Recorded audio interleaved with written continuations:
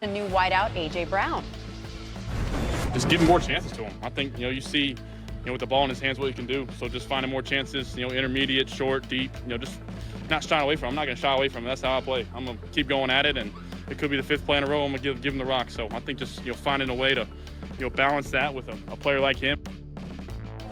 That's exactly what A.J. Brown wanted to hear when he came to New England. Mina, what are your takeaways from Maye's comments? Yeah, I think it illustrates why so many people, myself included, like this pairing. Drake Maye is an aggressive thrower of the football. He will attempt those tight window throws, and they have been accurate to all three levels. A.J. Brown, one of the best tight window receivers in the league over the last few years. So excellent against man coverage. So even if he has slowed down a tick and maybe isn't separating the way he used to, Drake Maye will still throw him the football, and he'll use those strong hands to reel it in. Mina, I also love this personality pairing. It's a little fire and ice. Like A.J. Brown's a little fiery. Drake Maye is so chill and calm. So it'll be fun to watch them connect. All right, speaking of which, the Giants back on the practice field today, and so is Malik Neighbors after tearing his ACL and meniscus last September. A big boost for second-year quarterback Jackson Dart in New York. And we now welcome in Mike Garafolo, who is live at Giants camp. Mike, what have you been hearing about Dart and this offense? Molly, this is a big change, this offense for Jackson Dart, based on what he had done last year in his rookie season. So go back to the spring when the Giants were in OTAs. Matt Nagy comes in as the offensive coordinator. It was really just about learning the terminology, a lot of the motions and the shifts. Just basically, here are the words we're going to send to you. You spit them out. Make sure they're the right words. Now it's about, what do those words mean? What can you see on the field as you're calling the play and as you're going through it? And they did see that progression late in the spring and said it would continue here through the early parts of training camp. And it has. And that's something that head coach John Harbaugh backed up today when he spoke to the media. I think he's done a great job. I mean, it's just one day at a time. There's so much. I mean, you can't even imagine how much there is for a quarterback to operate with, especially in a new offense. So, done an outstanding job. There's so much on his plate. He's pushing the envelope. He's also competing at the same time. He's a fiery guy, and I'm impressed. I'm very impressed. When I talk to people with the Giants, they say, Dart, he's a very smart guy. He can take in a lot of information, and he's shown us the ability to do that, shown this new coaching staff that. Did have a couple of plays today where he didn't see defenders on the field. One was rookie Arvell Reese, who stepped into a lane to knock away a pass intended for Odell Beckham. Great play by Reese there, by the way. It's a credit to the defense. But also a play to end practice.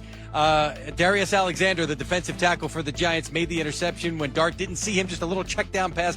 Harbaugh said, you want the quarterback to be aggressive in training camp. You don't want to take that away from him. But obviously, they don't want that to happen on Sundays once you get into the season. Yeah, we've seen that before. Jackson Dart can be a little too aggressive sometimes, but he's learning from his mistakes. Mike, thanks so much for your time. So one area of concern for Jackson Dart moving forward is how many hits he's taken, staying healthy. He's had third most, in fact, of any quarterback since week 4 last year, despite playing only 12 games in that stretch. Dart also led all quarterbacks in designed runs over that span, even more than Jalen Hurts and Josh Allen.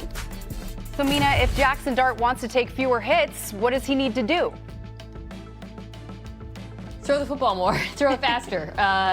Specifically faster, right? Because, some of those hits came on design runs. They got to cut those back, particularly between the tackles. A number also came on scrambles.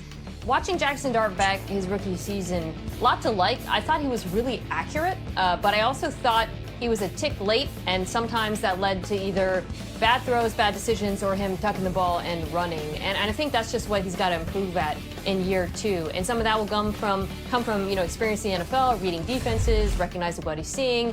But anticipatory throws are probably the number one area I'd like to see Jackson Dart improve at this season, and something where the presence of Malik Neighbors would help a great deal.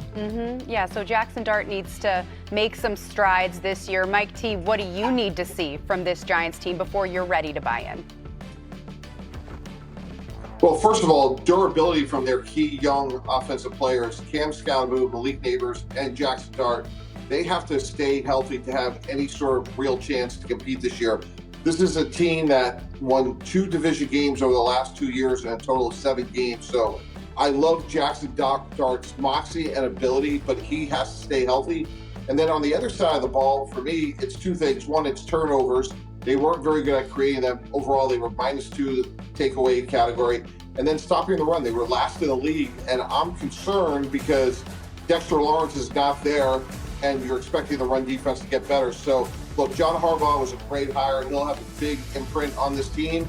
But I think Giant fans have to be measured and patient, that they need to take a couple steps to ultimately get to where they want to go.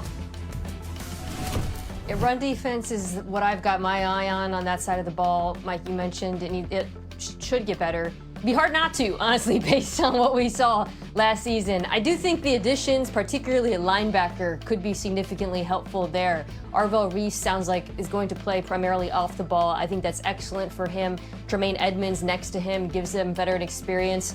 Their pass rushers are excellent.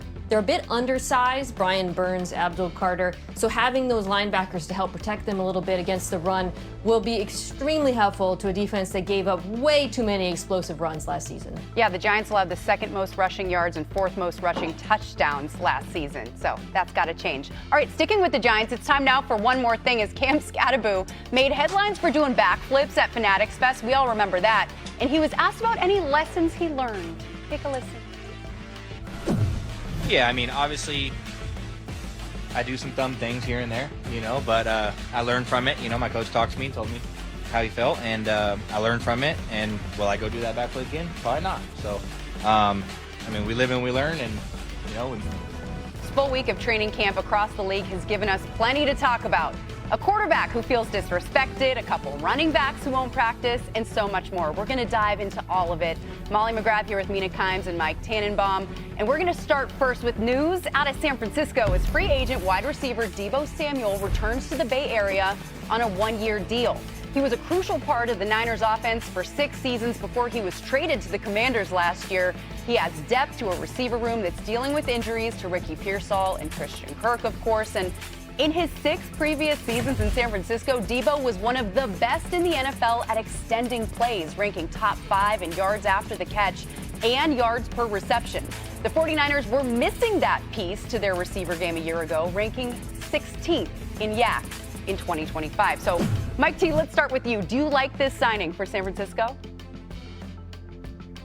Molly, I love it. I think Deebo is a great complement to what Brock Purdy does well. In his career, Deebo has 3,500 yards run after catch. You alluded to the other graphic as well. And when you think about what Brock Purdy does well, he gets rid of the ball, he's accurate, but last year he was only 18th in air yards. So getting the ball down the field isn't a strength of his. So when you mention the injuries they have to Kirk and more notably Ricky Pearsall, I think this is smart. This time of year, from a front office perspective, you want to bring in somebody that knows the system, something that Deebo knows well. Yeah, I agree. It makes a lot of sense. Low-cost signing. The yards after the catch are still there, by the way, if you watched him. And I do think that component you just said was missing in the offense last year is a nice complement to the rest of the group. I just wish they had more downfield speed, someone who could separate at the second and third level. Mike Evans at this point will occasionally give you some options on go balls, but he's more of a ball winner, red zone threat. The wide receiver they drafted in the second round, John Stribling, he has really fast straight line speed, but isn't as much of a separator and crafty route runner downfield. I thought Pearsall was that Z receiver that was kind of missing and would be a nice complement to those guys, but losing him really hurts, and I do think that's a component of the offense I wish they had, quite frankly, because the amount of attention paid to the run game, this team faces a ton of stack boxes and single high coverage, does create those opportunities downfield for a receiver. Yeah, and Samuel adds that depth, but he's not 2021 All-Pro Deebo, so they definitely need a little bit of help in that room. Mike, you mentioned from a front office perspective, putting on your GM hat, the Niners have dealt with their share of injuries the last few seasons, so how do you build enough depth to make sure that that doesn't derail yet another season for them? Molly, I think it's what they did today, and I think what Mina points out is absolutely correct. It's not ideal. Like, again, you'd like somebody younger and faster, but when you're sitting here on July 31st, this is really what's available, the older veterans. So to me, this is a great sort of like patch on things. Hopefully Stribling develops and he can contribute. Maybe Pearsall comes back, but the first thing I thought of, candidly, guys, was when I saw this signing, they must be really worried about Ricky Pearsall's need to go out and sign Deebo Samuel at this point. Yeah, there's, quote, a lot of concern surrounding that injury, so that's something we're definitely going to keep an eye on as we look at the 49ers. Now we go to just north of Kansas City, where quarterback Patrick Mahomes' recovery is ahead of schedule, fully participating in all team drills in training camp after suffering a season-ending left knee injury last year. Mahomes says he plans to be ready for their Week 1 divisional matchup against the Broncos, so let's talk about it. Let's bring in Dan Graziano, who's at Chiefs training camp. Graz, what can